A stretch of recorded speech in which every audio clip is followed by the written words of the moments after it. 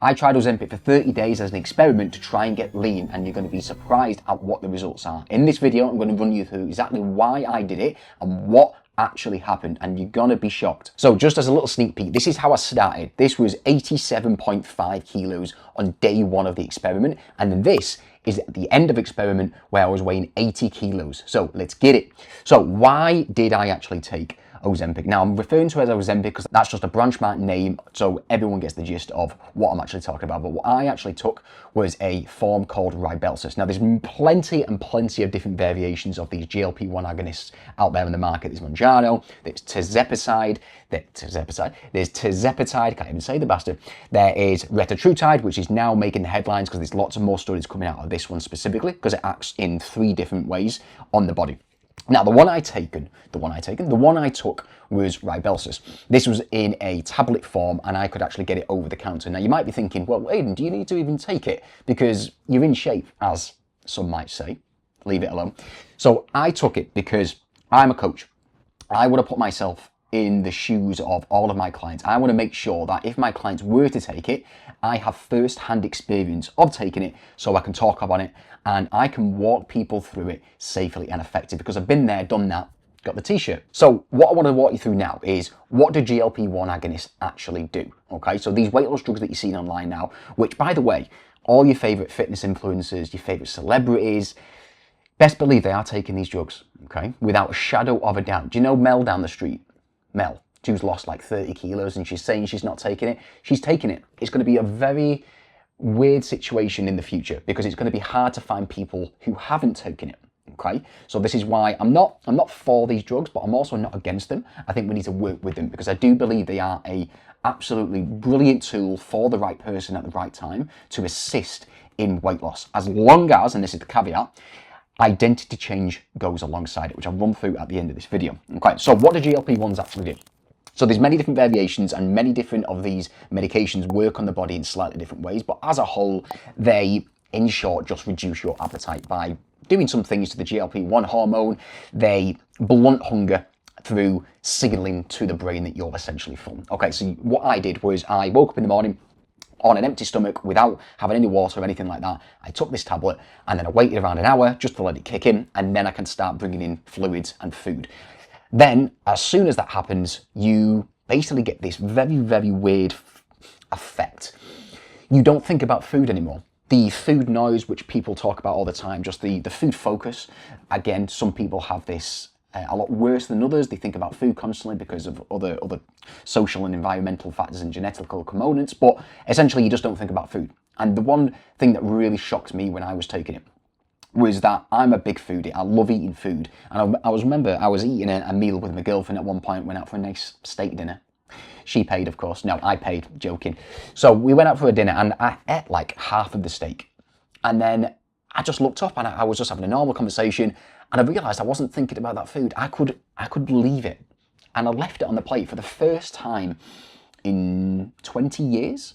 I left food on my plate. And that does not happen. For a guy like me, I'm a former fatty. I bloody love food. I've been out of shape before and it was a very, very strange experience, okay? So I got a lot less food noise. So there's a lot of pros to these medications, okay? And I've just run through some of my findings there, which I'll go into a bit more detail. But another one is it reduces the risk of heart issues. It improves blood sugar control, and it maybe improves mental health. So there's a few research studies now showing these amazing, amazing benefits. However, there is also the cons as well. So some of the cons that I experienced was there was a lot of bloating from time to time. My blood sugar would drop and I would get a bit lightheaded and dizzy, a lot of nauseousness. But again, just like any drug or medication, it is always going to come with some side effects. Always, without a shadow of a doubt. But it's just whether you're going to make that informed decision as an adult to take this and take on those side effects, okay? It's your choice. And like I said, the reason why I did this was to just experience it. I wanted to see what it actually does, especially if coming from a place where I've come from, a lot of food noise, I love food. I wanted to just try it for myself, okay? So, other cons, vomiting as well. It is expensive. Like I believe now it is only rising in cost, okay? And there is a potential loss of muscle with no training. And I make a big emphasis on that no training part because what people see in the headlines is that this person lost loads of muscle, they lost the bone density. It's a load of shit. Okay, now it's not a load of shit, but it's true because they didn't train. And just like any diet, when you're in a caloric deficit, you need to stimulate your muscles. Otherwise, what they're going to do, they're going to skedaddle out of here. Because you're in a catabolic position, your body is going to break down those muscle cells. And if you're not eating enough protein and you're not giving your muscles enough of a reason to stay, i.e. training, you're going to see muscle loss. Okay, I remember because there was this one celebrity influencer who took it, and she got all the headlines, all the big scary ones, as it usually does on the news.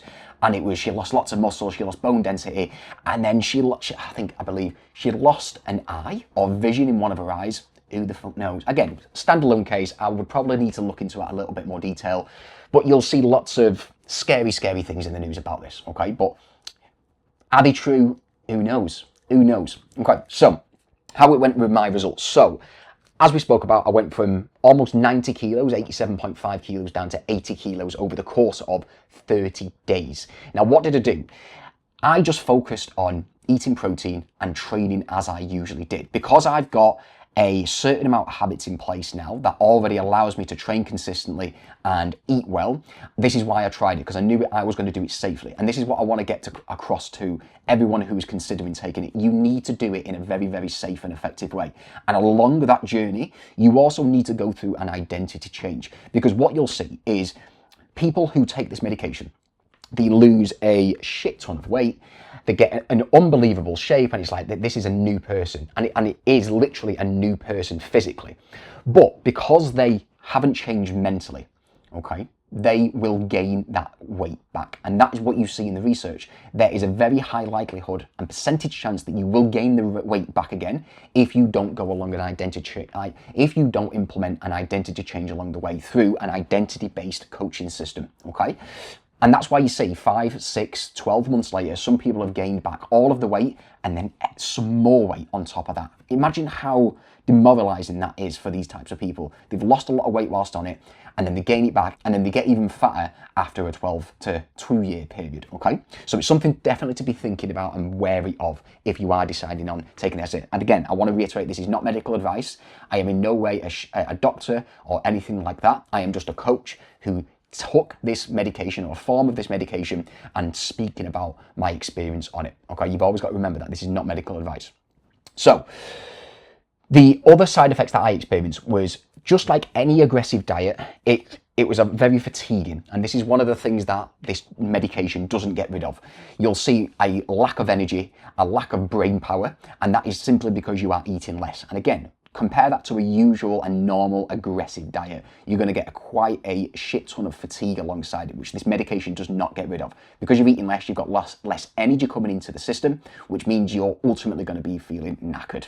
Okay, so this is where keeping an eye on what dose you're taking and making sure you start off with at least the minimum amount. I started off around, I think the minimum Rybelsus tablet I could get was around a 4 milligram. I can't be sure of it. It was quite a while ago now, but I just started off on the lowest dose just to see what would happen. So my final thoughts on this type of medication. I think it has very promising research. A lot of people seem to, or don't seem to think it's got very long-term studies at the moment, which again, it's been around for quite some time now. We're not talking decades, of course, but it has been around for quite a number of years. Some really great positive research coming out about it. Okay, so my thoughts on it are, I'm not for it, I'm not against it. I have some clients taking it, I have some clients heavily against it. I've just taken it, I wanted to see what it was like, and I wanted to share that journey, okay? I actually did a 30-day video series on my Instagram, and there's a few videos posted on my YouTube shorts as well, if you want to have a little look. On there, I'm walking through all the pros, the negatives, the day-to-day experience of it all. But for me, if I really look back and think, like, what is my actual opinion on it? I think it's gonna only improve people's lives, and that's what we should be here for. There's a lot of people that give a lot of people shit for taking these medications and these drugs, and again, you could look at me and going, well, you didn't need to take it, and you're right, but can we use it as a tool to get to a position in a much more faster and effective way? Of course, because you've got to think about this.